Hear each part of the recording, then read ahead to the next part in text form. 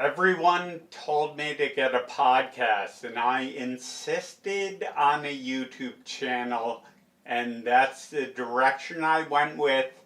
And you can't just riff on YouTube. You have to be concise. There has to be punchlines. There has to be content, information.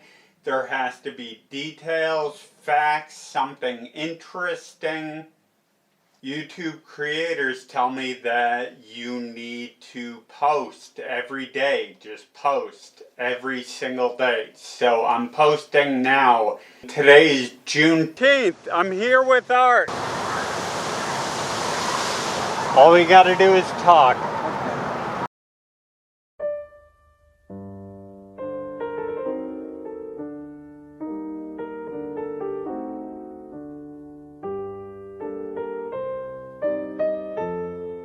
I'm here with my friend Art.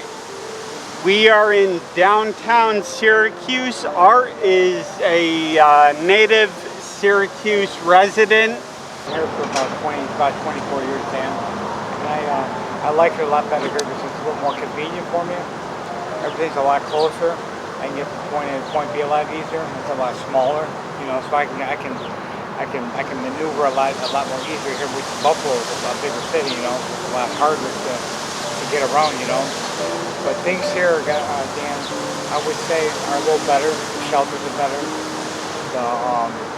You at night, all right. So, do you mind if I talk about life as a homeless person?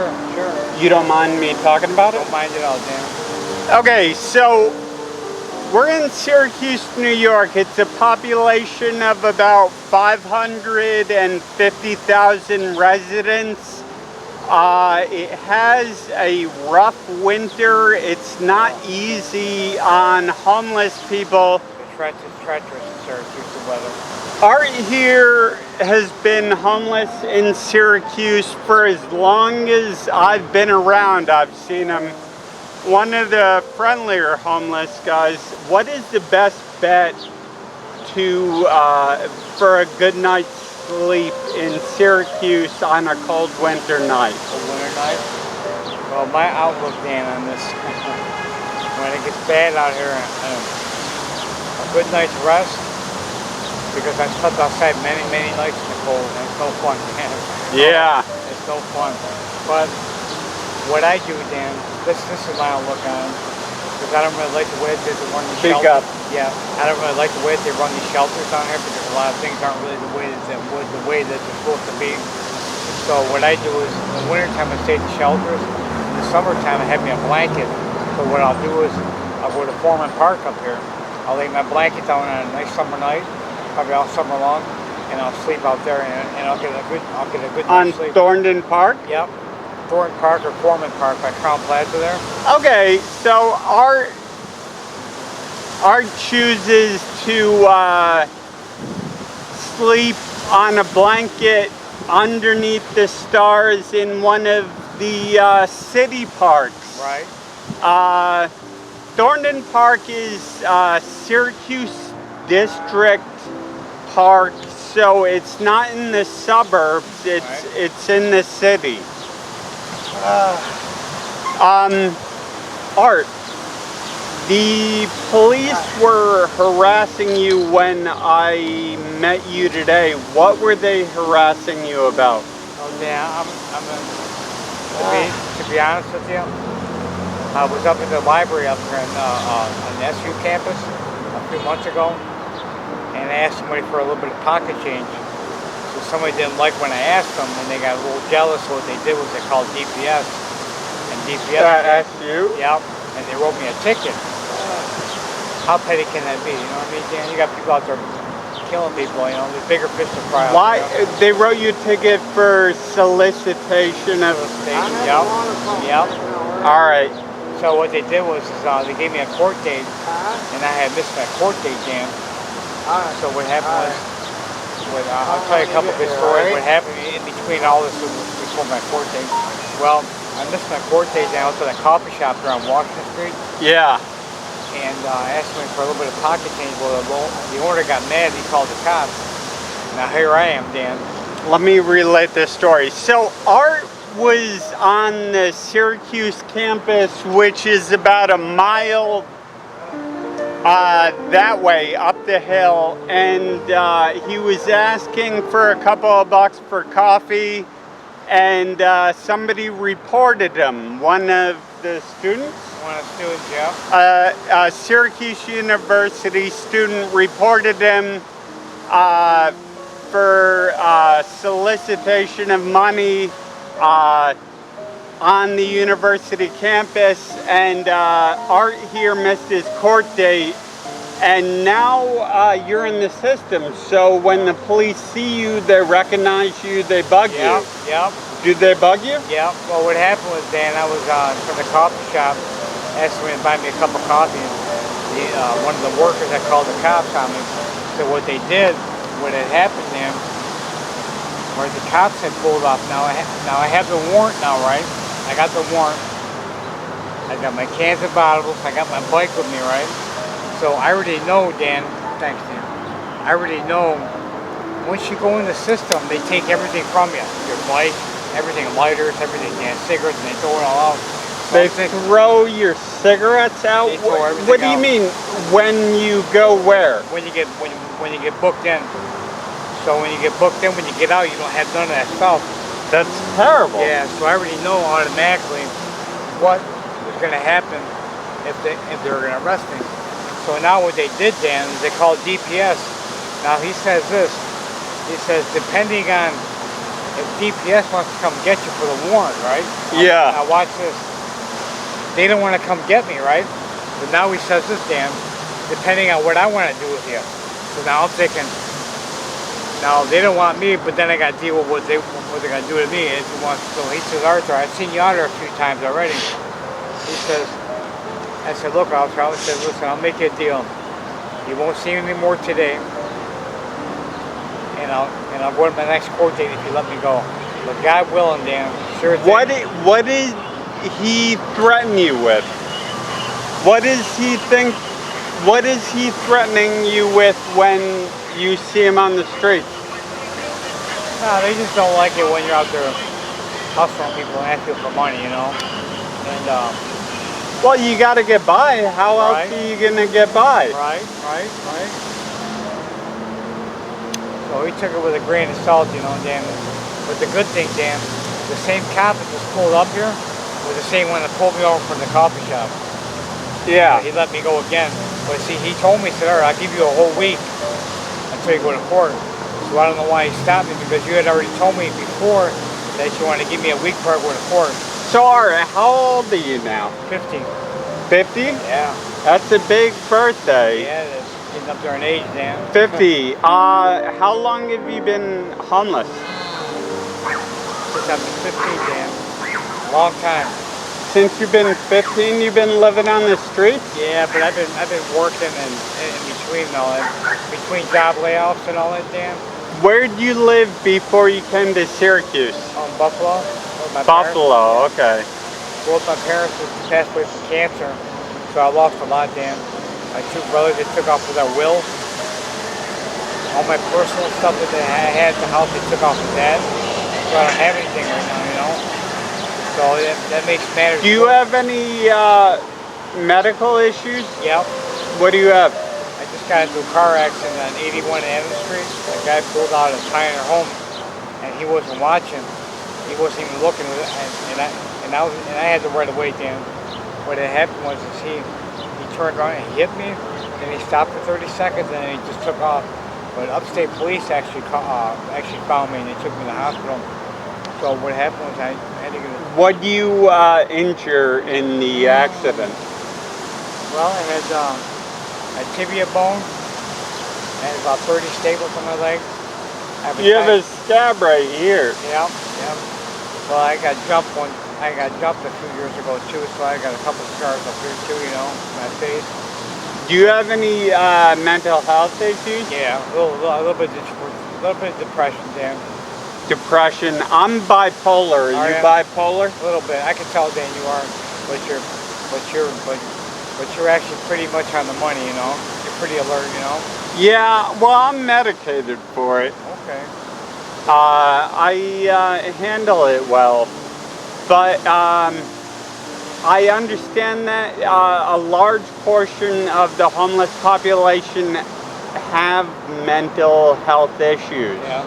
And plus drugs and all this are mixing too, Dan. It makes it worse, you know. Because they're on spike all the time. They're on all kinds of drugs. What is spike? Spike is synthetic weed. And what does it do? Well, looks like what weed does, Dan. The Chinese invented this stuff to kill these Americans over here. And when they send it over here, and potpourri, and other kinds of chemicals that are mixed together. And I tell you, Dan, I see people go crazy with this stuff, you know, when they're on it, you know. It scrambles their mind, you know. They go crazy. Yeah, they do. Did you ever have drug problems? You never had drug problems? Never tried drugs, nothing. My life was comfortable, had good things, Dan, everything, man. I used to be a drinker. Oh, yeah? I was a drinker. I quit though. Okay. Quit about 8 years ago. Look at these two girls. They're about to go Yeah. rafting. Yeah. That's all right. I can appreciate that, you know. Gotta have some fun, you know, Dan. Yeah. Gotta enjoy your life, you know, right? Why not? Is that right? I gotta ask you, you're homeless. Do you enjoy life though? I still, you know what, Dan? I'll be honest with you. Dan, even though I don't have things that I want, as long as I have what I need, Dan, I have a peace of mind, I'm a happy camper, you know? I'm a happy person. So generally speaking right now, are you happy with life? Yeah, I'm alive. Yeah. I'm alive. I know, it is hot out here, isn't it? Yeah, I'm sweating. No, I'm just curious. Because this is going to YouTube. I want people to see. All right. You don't need material things to have joy. No. You can live without material items and still find joy in life. Sure can. Sure can. Materialistic things, they don't always make you happy, you know what I'm saying? Yeah. For sure, man. As long as I'm alive, I have what I need, Dan, I'm a happy camper, you know? Yeah. Yeah. Yeah. It's too bad the cops are after you. What are you gonna do about this court date? Well, Dan, I'm gonna go to court tomorrow or the next day, and You're gonna go? yeah. See, Dan, what they're gonna do is when I go to court, you know what's gonna happen? I'm gonna go there, and they're gonna let me go again. They let me go last time because see, they don't have room. They don't have room for nonsense. You know what I mean? And the judge, that's why he didn't take me in because it's a bullshit charge. You know, it's nothing. It's a 15-day charge. It's a traffic ticket. But they don't keep you. They only keep you overnight, and then they let you go. And they give you time served. See, so they're not sweating and they're not sweating that much because there's nothing violent. I'm not hurting anybody out here. You know? Yeah. Yeah. Is this the first time the cops have bothered you? Oh no, a few times, Dan. Oh, it's been a couple times. What were the previous times? Oh. For what? I was on a high-speed chase. I know it's hot. I was on a high-speed chase Dan one time, and there was one sergeant High-speed chase? on a bike. A cop, they used to be up in the Syracuse University, his name was Sergeant Galvin, and he writes you illegal tickets and everything for nothing. Well, he wrote me this illegal ticket one time. I didn't go to court, and I said, screw you. I said, I'm not going to court for an illegal ticket. So he was chasing me every now and then. He caught me in the parking garage one time. Listen to this, Dan. He tried to chase me in the parking garage. So I went up, you know how you look under all the cars so you can see everything? Yeah. So I was on the third floor, right? Here comes fat ass coming up the second floor, right, Dan? Yeah. Listen, this was funny. I was on the third floor, he's on the second floor. He's coming to the second floor to get to the third floor. I hit the third floor elevator, shot down to the first floor, went right out the door, and he kept going up. And he was going up and He was mad. you got away. Yeah, he was mad as hell, boy. Yeah. He said, one thing with you, Mannequin, he says, you can spot me 300 yards away. I said, I sure can, Sergeant. He said, I got your number. He said, I got your number down, man.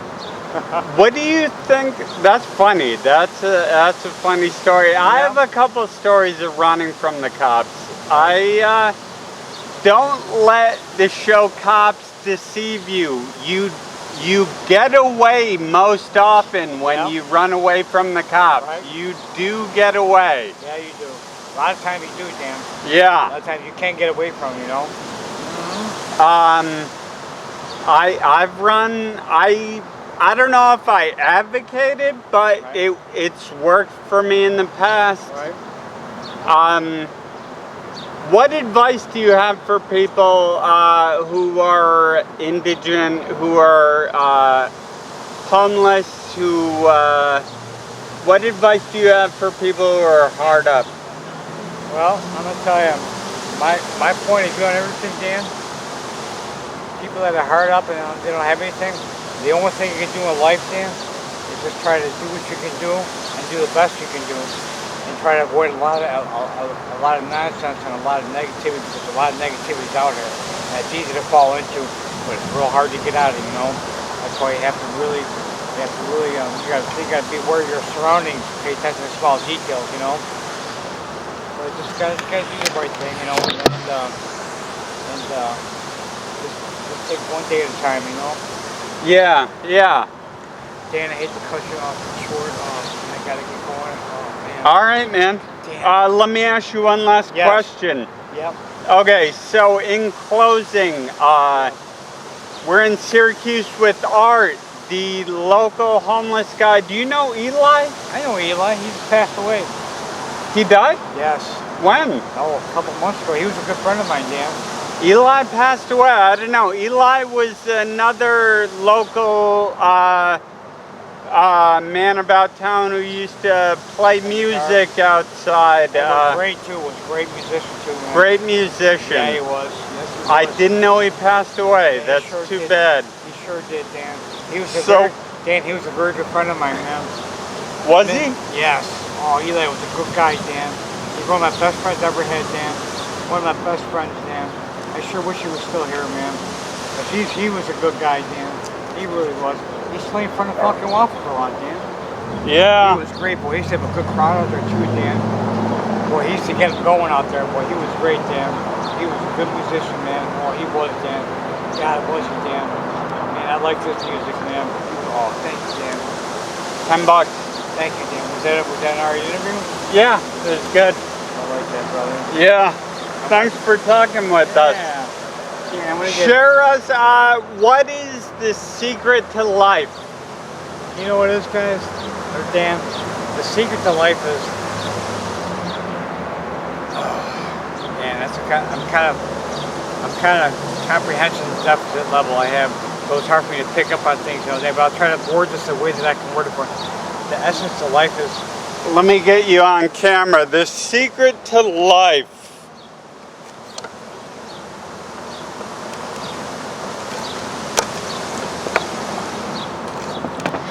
This is what we're going to leave on. The Secret to Life by Art.